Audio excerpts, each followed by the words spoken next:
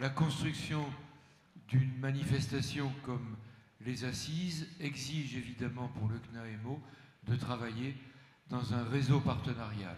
C'est ce que la vie du CNAEMO, la séquence qui s'ouvre maintenant, va pouvoir mettre en lumière.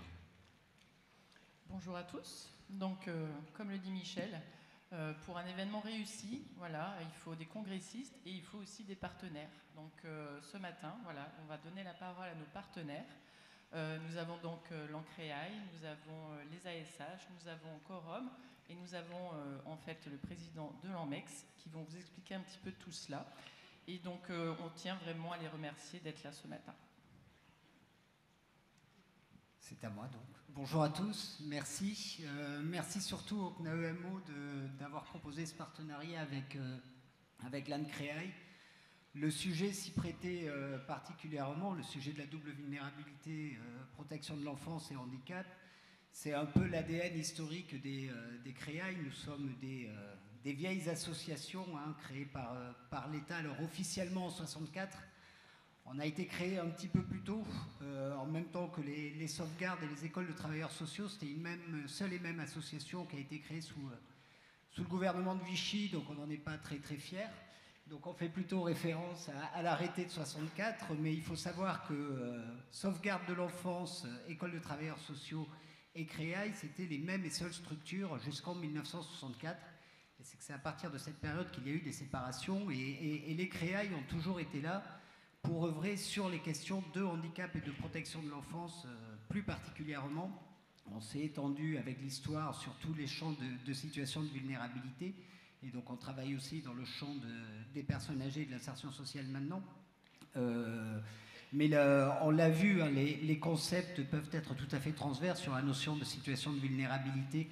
Les besoins sont les mêmes, et on œuvre en qualité de lieu tiers à cette volonté de dépasser les frontières que vous souhaitez aussi dépasser. Et donc notre légitimité, je pense, à participer à cette 41e assise était là. Donc en 2 mots, les CREAI, il y en a 13, un par région. Ils ont 3 champs de mission: réaliser des études, et vous avez été quelques-uns, alors je m'en excuse, j'en ai pas pris assez, mais j'étais en train, la prochaine fois j'en prendrai plus. On enverra un carton. Réaliser des études, soit à la demande des pouvoirs publics, soit à la demande aussi de gestionnaires sur certaines thématiques, et notamment sur la question de la protection de l'enfance et de handicap. Patricia Fiacre en a présenté une, mais il y en a d'autres qui ont été faites dans le réseau, notamment sur les jeunes majeurs en Bourgogne-Franche-Comté. Je vous invite à la lire, puisqu'elle a été faite à la demande du commissariat à la pauvreté qui finançait le projet sortie des jeunes majeurs en Bourgogne-Franche-Comté. Donc réaliser des études à la demande des pouvoirs publics avec des préconisations, accompagner les structures dans la mise en œuvre de ces préconisations d'études, ou dans la mise en œuvre de projets divers et variés, que ce soit des démarches qualité, du projet d'établissement, de l'accompagnement à la réalisation d'un projet personnalisé, projet pour l'enfant ou autre, des formations, et puis participer à des événements, notamment de l'information, à travers notre participation aux Assises nationales, mais aussi par l'organisation de nos propres journées. Et nous sommes au début des prémices d'une réflexion pour essayer peut-être d'organiser d'autres événements transverses, handicap et protection de l'enfance. Je ne vais pas trop m'avancer là, mais laisser le suspense et vous donner envie d'aller voir régulièrement ce qui se trame comme événement à venir. Voilà, merci beaucoup encore au CNAEMO de nous avoir invités.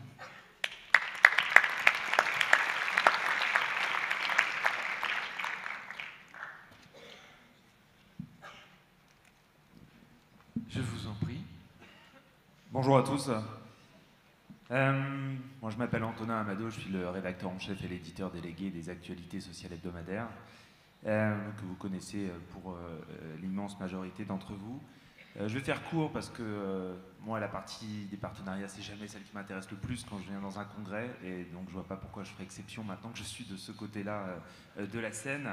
Ce que je voudrais dire, c'est que dans un journal, il n'y a de richesse que ceux qui la font, et que les lecteurs qui la lisent. Et il faut qu'il y ait une symbiose entre les deux, sinon ça ne peut pas fonctionner. On est toujours ravis de venir au CNAEMO parce qu'on repart rempli à la fois de votre quotidien, alors qu'il s'agisse de belles initiatives que nous avons déjà racontées ou que nous viendrons raconter.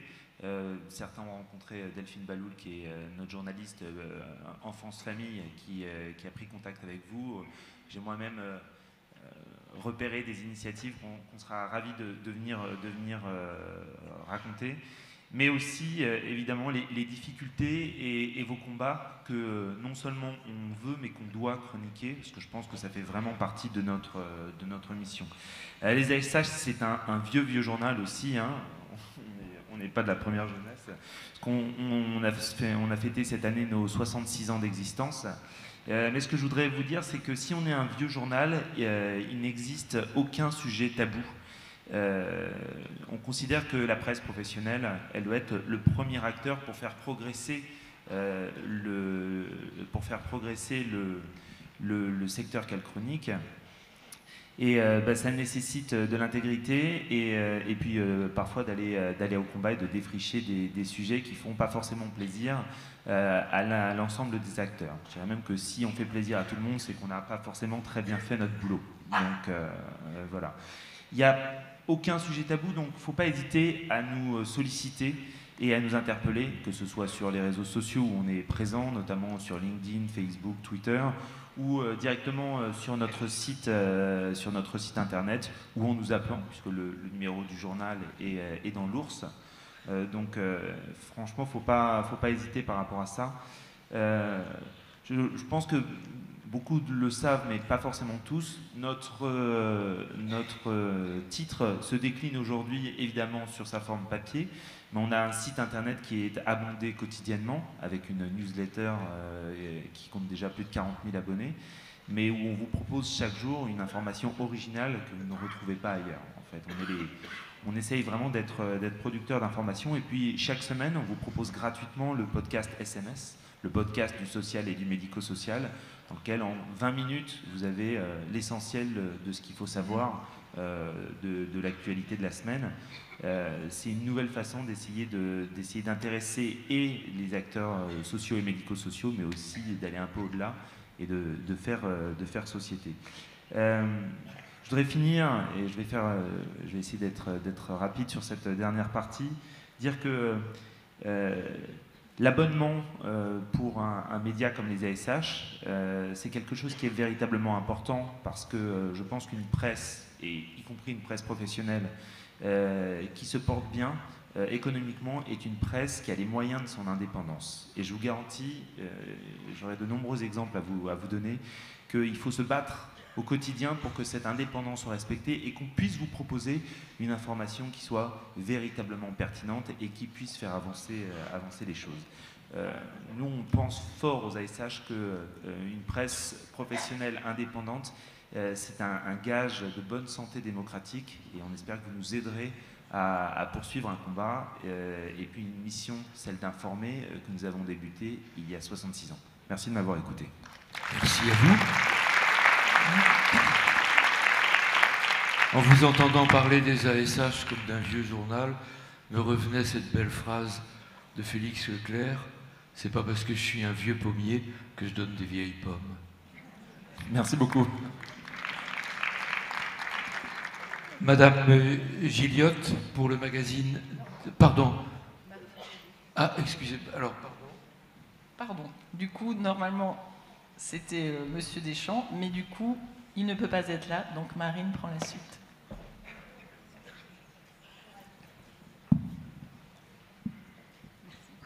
Bonjour à tous. Oui, donc Fabrice Deschamps, qui est le vice-président de Quorum, ne peut être là aujourd'hui. Il s'en excuse et donc il m'a confié la tâche de lire son discours. Je suis Marine Boyer, je suis responsable des partenariats au sein de Quorum. Et donc j'ai le plaisir d'être là aujourd'hui avec vous. Merci de nous recevoir. Et donc voilà, il n'y a pas de jeu sur la fluidité, la non-binarité. Voilà, je suis Marine et je ne fais que lire le discours de Monsieur Deschamps, notre vice-président. Donc, il m'a confié de partager avec vous le fait que nous sommes très heureux d'être à vos côtés pour ces 41e assises du CNAEMO. Alors, je vais parler en son nom, donc voilà, ça va quand même peut-être faire un peu bizarre, mais vous connaissez mon attachement à votre secteur, ma reconnaissance, voire mon admiration. Et ce n'est pas un propos démagogique envers les professionnels que vous êtes tous et toutes, vous qui œuvrez au quotidien en faveur de la protection de l'enfance. La thématique qui irrigue vos travaux durant ces 3 jours, protection de l'enfance, handicap, une double vulnérabilité, fait particulièrement écho au travailleur social que j'ai été durant plus de 40 années. Et cette thématique est accentuée aujourd'hui du fait de la crise sanitaire que nous traversons. Vous avez évoqué le rapport de 2015 qui fait état de 70 000 enfants qualifiés d'invisibles, confiés au titre de l'aide sociale à l'enfance. Et encore, ce ne sont que les visibles des invisibles, ceux reconnus par les MDPH. Combien sont-ils réellement? Cela pourrait donner le vertige. À cela s'ajoute la multiplicité des acteurs, chacun dans son sillon, rajoutant un peu plus de complexité dans la prise en charge de ces enfants. Et quorum dans tout cela, restons à notre place, celle d'un acteur dont la mission est de protéger les salariés et les employeurs de l'économie sociale et solidaire, qu'ils soient dans le champ du social, du sanitaire, du sport, de la culture, en somme des actrices et des acteurs du quotidien et de la proximité.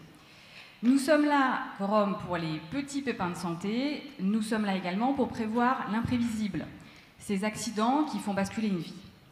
Et nous sommes là encore depuis plus de 10 ans pour vous accompagner en matière de prévention et de santé et qualité de vie au travail. Vous l'aurez compris, nous sommes des compagnons de route et souhaitons le rester longtemps encore. Alors, bonne fin de travaux, la route est pavée d'embûches, mais je vous sais pugnace et ces enfants pour lesquels vous vous mobilisez sont notre présent et notre avenir. Merci beaucoup et merci pour ce partenariat et la confiance que vous nous accordez. Merci.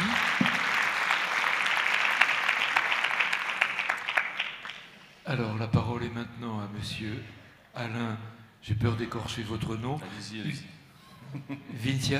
Vinciarelli, c'est ça? Ça ira très bien comme ça. Président de l'ADMEX. Merci en tout cas à vous, merci Salvatore et l'ensemble des organisateurs de ces journées, de cette invitation.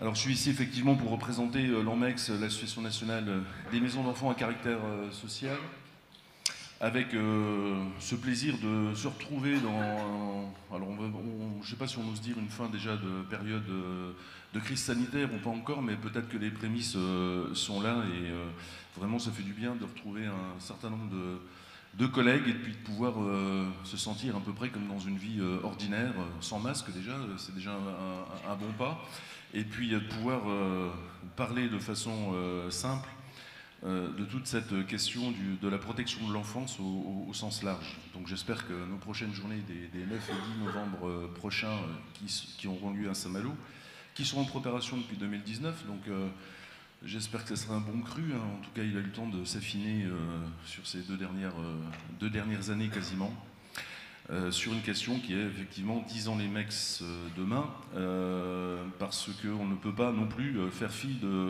des métamorphoses de notre secteur. Alors on a eu beaucoup d'explications et de résolutions au long de ces journées pour savoir comment on peut mieux travailler effectivement avec les collègues du médico-social. Il ne faudrait pas non plus qu'on oublie de comment on peut aussi mieux travailler ensemble entre MEX, milieu ouvert, prévention spécialisée et autres dans ce secteur de la protection de l'enfance, où on sait combien les défis qui nous concernent tous les jours présentent des formes de complexité, en tout cas multiples et variées. Et ces sujets-là feront sans doute aussi l'objet d'échanges en lien avec le CNAEMO pour là aussi être à la hauteur des défis qui s'imposent à nous. Dans cette question de la protection de l'enfance et du médico-social, on s'est rapproché depuis 2 ans de l'AIRE, qui est l'Association nationale des ITEP ou des DITEP, puisque les ITEP sont devenus plus ou moins et majoritairement des DITEP, des dispositifs, là aussi avec cette notion de parcours et de fluidité dans les parcours des jeunes qui leur sont confiés pour pouvoir, sans que la MDPH soit saisie à chaque fois, passer d'une mesure d'hébergement à du CESAD, etc., à de l'accompagnement de journée. Et donc, dans quelque chose qui ressemblait aussi à un certain nombre de dispositifs à partir de MEX, où les MEX aujourd'hui ne sont plus simplement des établissements qui s'occupent uniquement de la résidence et de comment habiter en maison d'enfants à caractère social, et à partir de ces questions-là, comment accompagner les enfants et leurs familles, mais bien aussi des dispositifs qui aujourd'hui développent des actions différentes, du placement à domicile, des mesures de milieu ouvert renforcées, du service d'activité de jour. Et sur l'ensemble effectivement de ce périmètre, on a besoin aussi sans doute aussi d'échanger encore. Donc les ITEP et MEX, on a choisi un secteur qui était l'Occitanie pour lancer une première enquête, histoire de savoir un petit peu comment nos institutions se connaissaient ou pas. Et ça a été assez édifiant. Donc on a 100 établissements qui ont répondu, avec 30% MEX et 70% ITEP et DITEP, pour essayer, alors je ne vais pas développer toute l'enquête, hein, elle est sur le site à la fois de l'ANMEX et celui de l'AIRE, pour mesurer un petit peu. Alors on est parti sur le sujet de qu'est-ce qui fonctionne déjà. Donc en fait c'était les collaborations déjà existantes entre les MEX et les DITEP, et puis essayer d'identifier ce qui faisait levier, ce qui faisait frein, et comment effectivement on pouvait ensemble parvenir à lever un petit peu tout ça, et peut-être à voir comment les expériences qui fonctionnent pouvaient éventuellement se dupliquer. Et avec ce souci-là aussi de porter aussi cette enquête sans uniquement se polariser sur les situations de crise, parce que celle-ci concerne autant la protection de l'enfance que le médico-social, en fonction de comment effectivement les enfants peuvent évoluer et poser un certain nombre de problématiques. Donc celle-ci, effectivement, à la limite, c'est celle qui nous agite assez souvent, mais il y a aussi toutes les collaborations pour lesquelles on n'a pas en plus de grande complexité, et pour lesquelles ça nécessite effectivement un travail en commun. Donc à l'issue effectivement de cela, la poursuite du parcours, et j'en terminerai là sur le propos de ce matin, ça a été aussi d'élargir les prochaines journées qu'on a souhaité dans un copil donc élargi, et au CNAEMO qui nous rejoint dans cette aventure. Également aux collègues du GEPSO, donc, qui est l'association nationale des foyers de l'enfance, de la NPF pour ce qui concerne les familles d'accueil, pour là aussi explorer ensemble toute cette question de rapprochement entre la protection de l'enfance et le médico-social. Ces journées auront lieu à Paris le 4 février prochain. Je pense que Salvatore en dira aussi également quelque chose tout à l'heure. Ces collaborations-là, pour nous, sont assez essentielles, et en tout cas, l'idée, c'est vraiment, dans ces constructions en tuyau d'or ou en silo, appelons-les comme on veut, faire en sorte qu'on puisse, sur les territoires, essayer de déterminer un mieux-être ensemble au bénéfice des enfants et de leurs familles. Ces collaborations sont essentielles, et encore une fois, je pense qu'effectivement, celles internes à la protection de l'enfance le sont tout autant, et essayons sur chaque territoire, en tout cas, de développer au mieux nos collaborations éventuelles. Merci à vous, et à bientôt sans doute. Merci à chacune et à chacun. Merci Corinne.